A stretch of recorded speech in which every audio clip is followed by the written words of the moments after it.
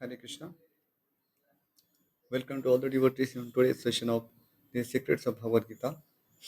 Om Ajnanatimirandhasya Jnananjana Shalakaya Chakshurunmilitam Yena Tasmai Shri Gurave Namaha Shri Chaitanya Manobhishtam Sthapitam Yena Bhutale Swayam Rupah Kadamahyam Dadati Swapadantikam Vancha Kalpatarobhyasya Kripa Sindhubhya Evacha Patitanam Pavanebhyo Vaishnavebhyo Namo Namaha Shri Krishna Chaitanya Prabhu Nityananda Shri Advaita Gadadhar Srivasadi Gaura Bhakta Hare Krishna, Krishna Krishna, Hare Hare, Hare Rama, Rama Rama, Hare Hare. Today we are going to discuss Bhagavad Gita chapter 2, text number 15. Let us start. Yam hena vyathayan kyete purusham purusharshabha samadukha sukham dhiram somrtatvaya kalpate. Translation and purport by His Divine Grace, Srila Prabhupada. Translation: O best among men, Arjuna, the person who is not disturbed by happiness and distress and is steady in both is certainly eligible for liberation. Purport: anyone who is steady in his determination for the advanced stage of spiritual realization and can equally tolerate the onslaughts of distress and happiness is certainly a person eligible for liberation. Yam vyatayante te purusham purusharshabha sama dukkha sukham. A very important point here.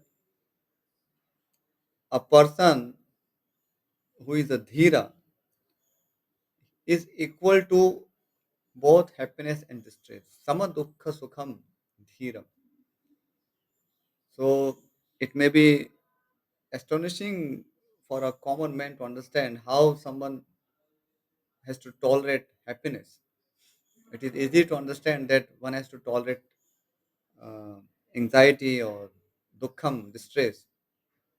But uh, where is the question of tolerating happiness? So here, tolerating happiness or tolerating um, distress both actually mean tolerating the material affairs of life. So generally, when we are too much into material calculations, or in other words, when we are uh, having material consciousness or bodily consciousness, for the sake of easy words, when we always talk in terms of bodily designations or bodily sense pleasure and bodily distress. So, uh, so long we are in the bodily designations, the material pleasure appears as pleasure and material distress appears as distress. So that our material consciousness is the reference point for our happiness and distress. However, that is ignorant state of life because we are not this material body. We have nothing to do with this material body, and uh, because we are not these material bodies, we are spirit souls, and somehow that we ha- we have accepted these material bodies due to our past karmas. We have to accept the pains and pleasures of these material bodies. So pains and pleasures may arrive as destined to us. However, a spiritual person or person in knowledge knows that actually these pleasures or pains do not belong to me, or I have no connection with these material pleasures or pains. So uh, that does not mean that a person in knowledge does not uh, get the feeling of happiness or uh, get sad about some distressful condition. So that is not the abhipraya or meaning here. Uh, so he is not a person in knowledge is not a senseless person. So he understands that there are material pleasures and there are material distress in this material world. Uh, and because the material world has been created primarily for uh, teaching conditioned souls that this material world is not a fit place for any gentleman, or uh, it is not a place for our real enjoyment. So naturally we should expect that there will be stresses. So whatever so-called happiness we see in terms of sense objects, that actually a cause of great distress. यही संस्पर्शिता भोगा दुख योनय एवते आद्यंतवंतः कौन्तेय न तेषु रवते. So elsewhere in Bhagavad Gita, Lord Shri Krishna explains to Arjuna that the pleasures or sense pleasures arrive from the context of sense objects are actually causes of great distress. Dukkha yonaya. And how is it so? Because these sense pleasures are by nature temporary, and we being spirit souls are eternal. So temporary things of this material world can actually never make us happy. So uh, because we are hankering for eternal happiness, so simply getting some insignificant pleasure does not really satisfy us. So it always creates a hankering for further happiness.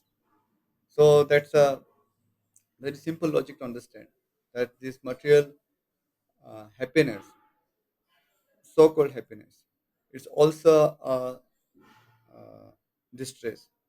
And because the world has been designed for creating miseries, so that conditioned souls can realize uh, that this is not a fit for any gentleman, and he should develop a desire to go back to his original blissful condition.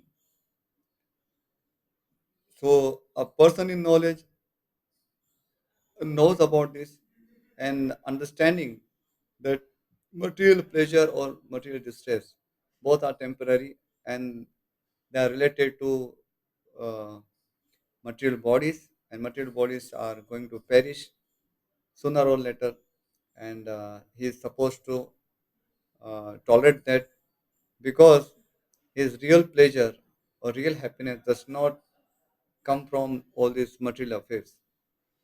There is a spiritual happiness or original happiness that comes from following spiritual practices such as bhakti yoga.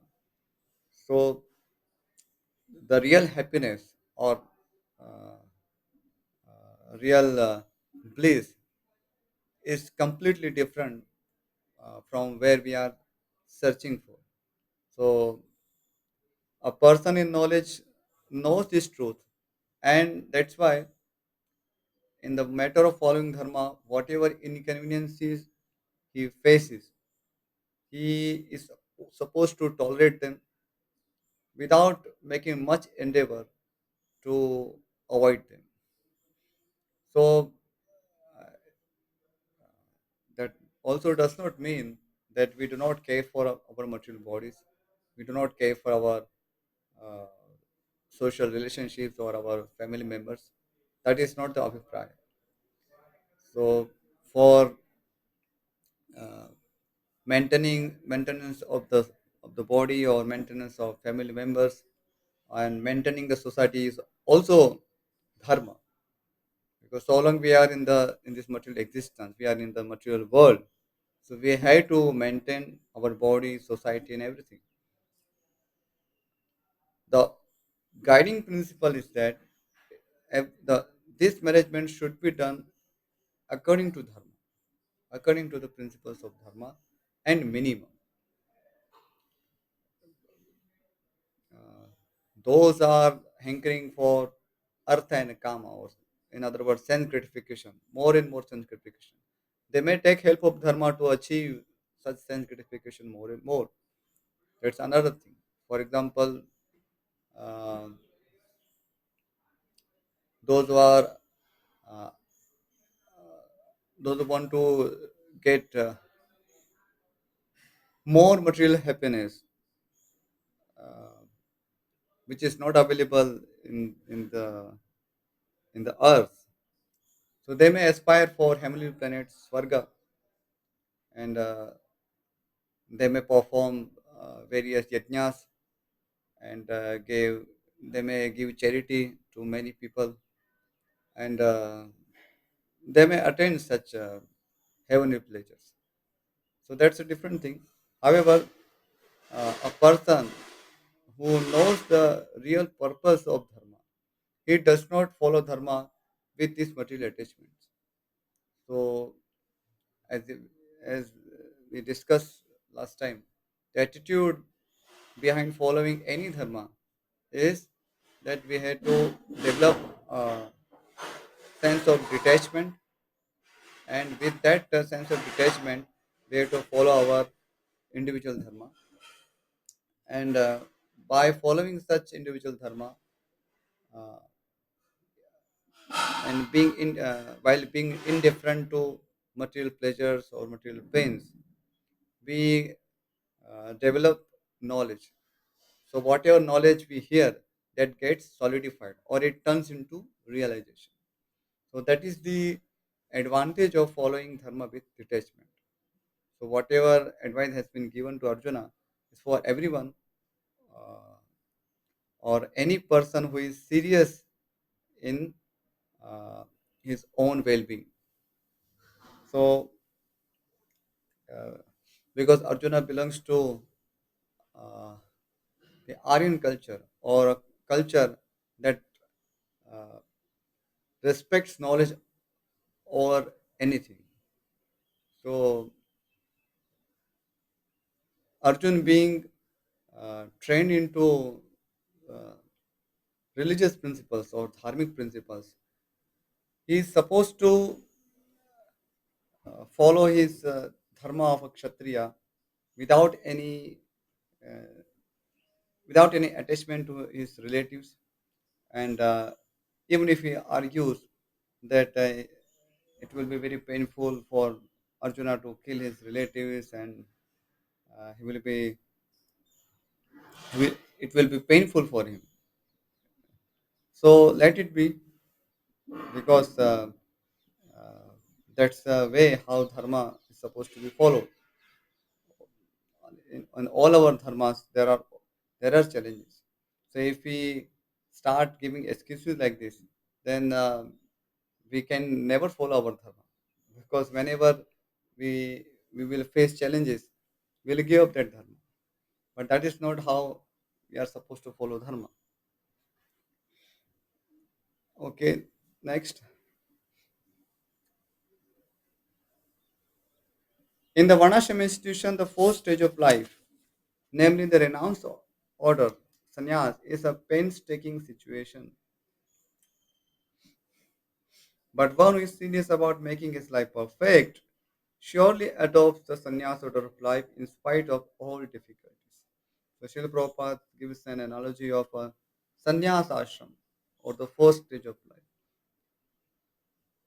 So this particular example uh, is to highlight how one has to tolerate all kinds of troubles while performing uh, duties of sannyas order, or in order to perform sannyas order, we may have to take so many troubles. As Srila Prabhupada will explain that to situate oneself in the sannyas order of life, one has to give up company of one's beloved wife and children, his own relatives. So naturally, it is very difficult to give up such attachment. However, a person in knowledge understands that such relationships are related to only bodies. So, and these are not our eternal relationships. So we do respect relationships, and we have to develop eternal relationships, but based on knowledge. So when a person perfects in knowledge, he does not identify himself or herself as belonging to any particular caste or community. In fact, a person in knowledge understand that he is a servant of Lord Shri Krishna. So that is the outcome of a person who practices knowledge. So that knowledge uh, appears when one follows dharma without caring for uh, any sorts of discomforts. So giving wife and children is painful, but we have to consider the outcome of such dharma or uh, sannyasa dharma. So it may be a little painful for a while.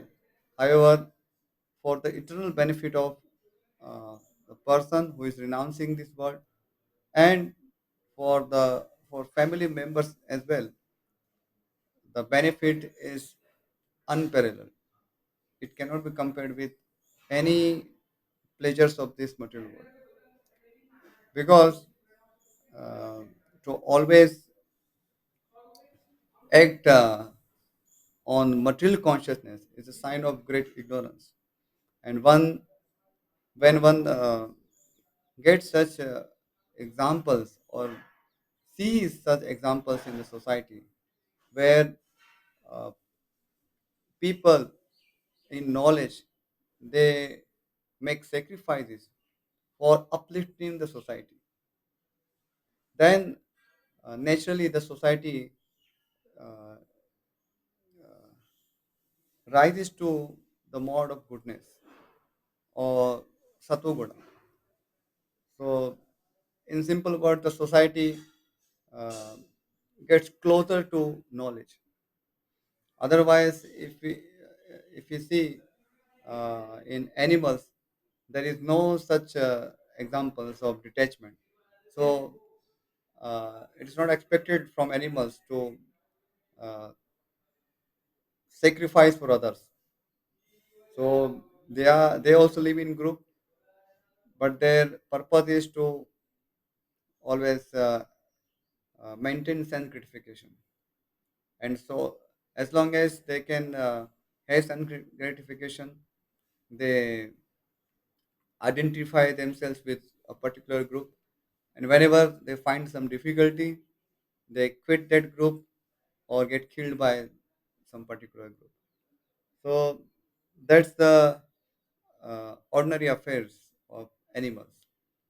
But in a human society, it is expected that persons or human beings being advanced in knowledge are not supposed to act on material consciousness or they are not supposed to uh, aspire for temporary gains which will anyway is not going to make anyone happy.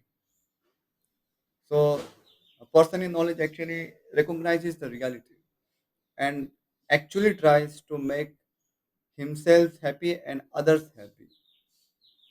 So we are not against becoming happy, but we are against the uh, false show, false show of happiness. So we may imagine that by creating more and more material comforts, we are becoming happy, but that is simply not true. As everyone can see, those countries who have much more developed uh, facilities or material comforts, they are not uh, they are not happy, or they are even more in distress than those countries who do not have such facilities. So, uh, simply increasing material comfort is not the solution.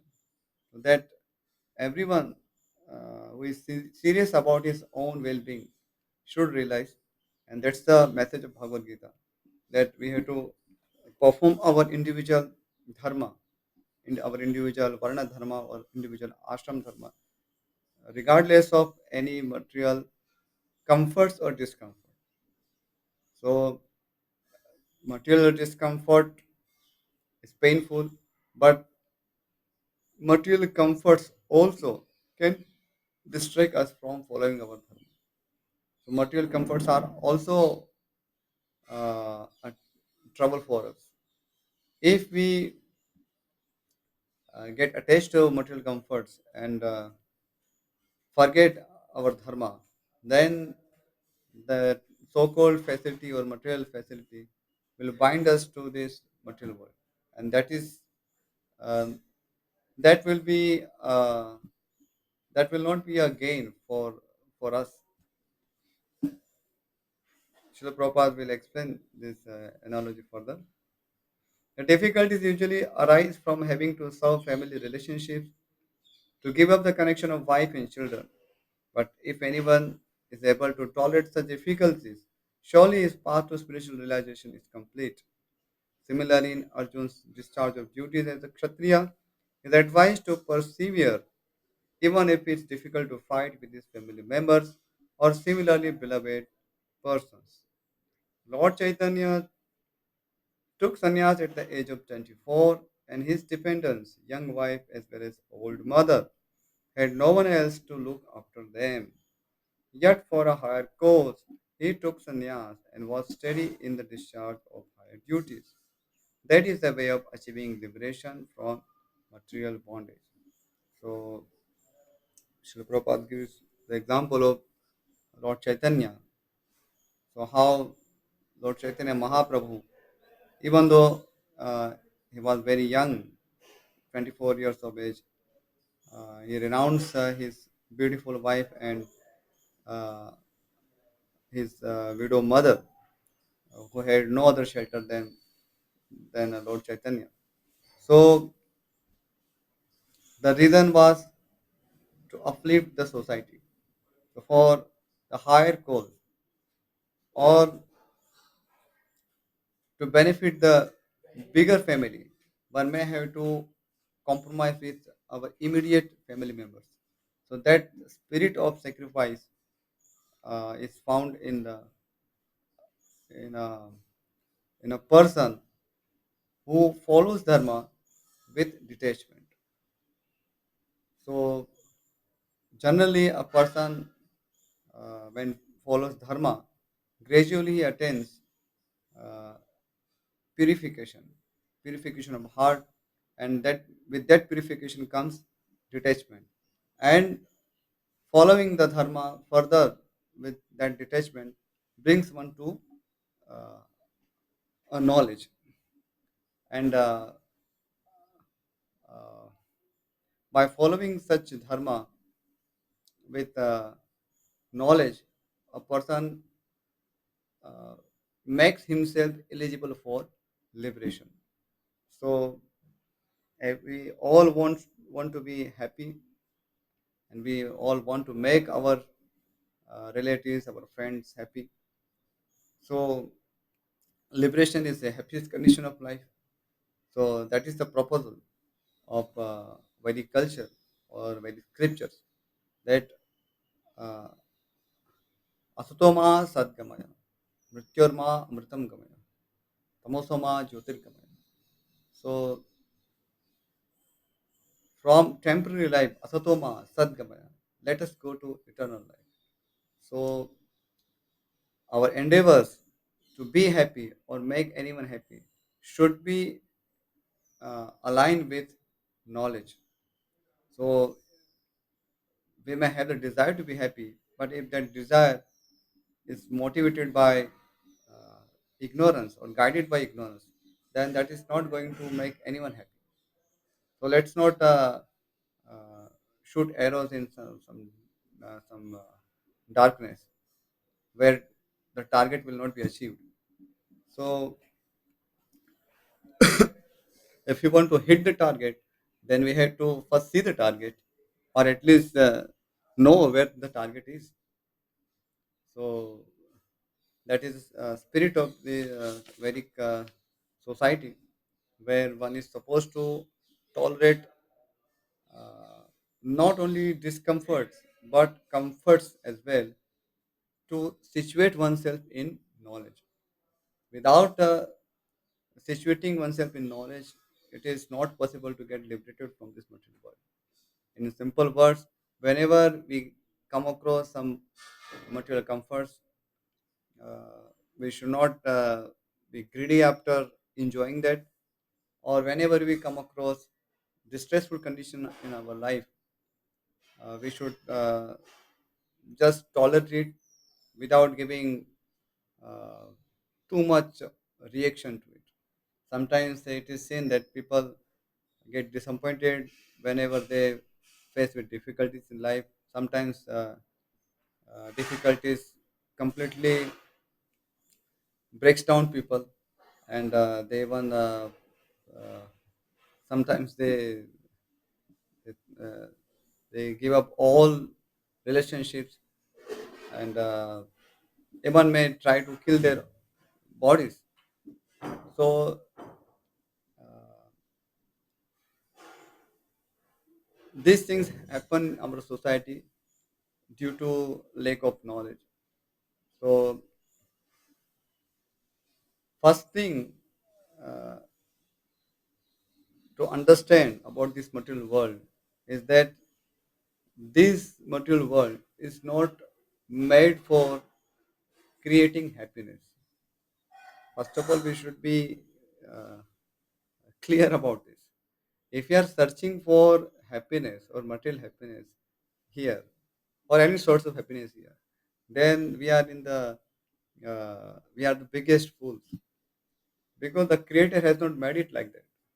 It is dukkhalayam ashashvatam. It is temporary, and it is filled with miseries. So if you are not receiving any difficulties, then we should thank God that I'm still safe. I'm not facing many difficulties. And whenever we face with difficulties, we should just accept it. That anyway, it was expected. So with that attitude, we should suffer or tolerate our discomforts. And also, whenever we come across so-called material happiness, we should not be attached to it, because such attachment will distract us from our real happiness. So a person in knowledge understands where his real happiness lies. So be, uh, he will not pay more attention to such worldly happiness. So sometimes we may get some material gain, we may get promotion in our jobs, we may get some some money, or we may get a good wife, or we may get obedient child, obedient kids, and we may get many followers. So that may be there. But if he gets attached to all these things, then it's a defeat. So that person is not considered a person in knowledge, who gets bewildered by this material comforts, because that is also a taste. That's also a form of distress. So by becoming attached to material uh, comforts or material things, we increase our dehatma buddhi, or our bodily identification. And what is that? That is simply a sign of ignorance. So the same thing we see in animals. For animals, body is everything. To maintain their body or feed their body, they can do anything. They can cross any limits. So, uh, so to be interested in the material gain, uh, or to always hanker after material things, that is simply ignorance. And A person in knowledge is also supposed to tolerate such material comforts, and he should be very careful that these comforts given by Lord Shri Krishna and his representatives, or by as he has received from following his dharma, should not distract him or her from his or her real well-being or spiritual well-being, because after all we are spirit souls, and our spiritual happiness is real happiness. This material happiness has, it's simply uh, a cheating. Sometimes he may say that in the traditional terminology it's called uh, mrigamarishika. So a deer uh, sees some semblance of water in deserts, so he runs after it. But when he reaches that spot, he realizes that water is no more, and finally he ends up uh, without getting any water. So that is our situation. So we may see that some semblance of happiness in our material dealings or material relationships or in material comforts. However, that's simply a resemblance. That is not the reality. So if we foolishly want to have all these things, material things in our life, then we will be cheated. So a person in knowledge knows this, that it is simply a cheating. So it does not get distracted by the show of material happiness. So he accept it with accept material happiness with the sense of detachment, and similarly he welcomes distress with the sense of detachment. That whatever it is whatever happiness or distress is coming to me, it's all due to my past karmas. So let me simply tolerate them, because this this material life is temporary. This material body is temporary. I have got nothing to do with this material life. It's a temporary stay. So I have to prepare for the uh, eternal spiritual life. So spiritual world is waiting for me. My eternal life is waiting for me. So I should not be simply interested in some temporary thing. Uh, in simple words, we can uh, think like that as we are traveling from one place to another. So our focus is not how we can remain happy during the traveling. Our focus is how we can safely reach the destination. So uh, with this attitude, we have to follow our dharma and tolerate both happiness and distress as well.